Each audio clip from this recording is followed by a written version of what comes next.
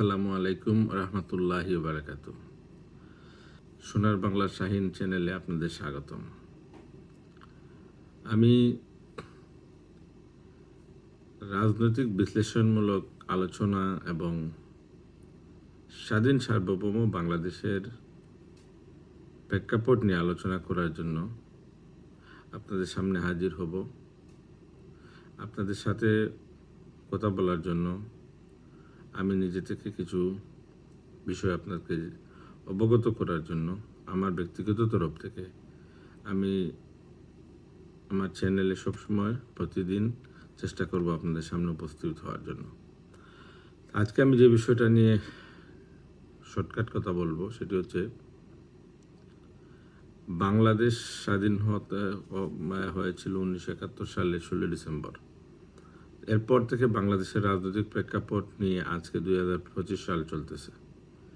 আমরা যে দলই করি, স্বাধীনতার সপক্ষের শক্তির যে দল করেন না কেন, আপনাদের প্রত্যেকের কাছে আমার একটা প্রশ্ন, বাংলাদেশ বর্তমানে কোন দিকে যাচ্ছে? কি হচ্ছে বাংলাদেশে?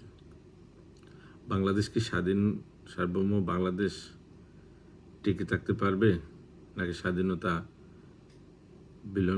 বিলুপ্ত ঘোষণা করবে জুলাই নামক সে সনদ দিয়ে?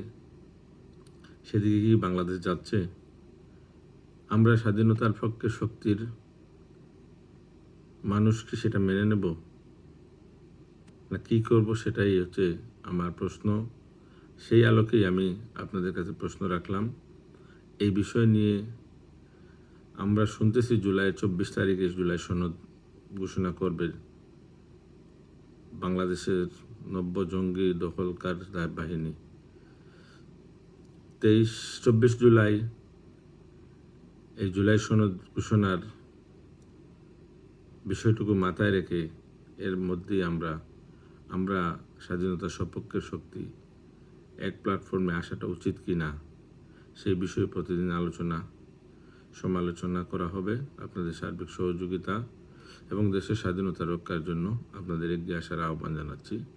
পরিশেষে আমি আমার ইউটিউব চ্যানেল সোনার বাংলার শাহিন, এই চ্যানেলটাকে সাবস্ক্রাইব করার জন্য, আমার সাথে সহযোগিতা করার জন্য আপনাদের উদাত্ত আহ্বান জানাচ্ছি।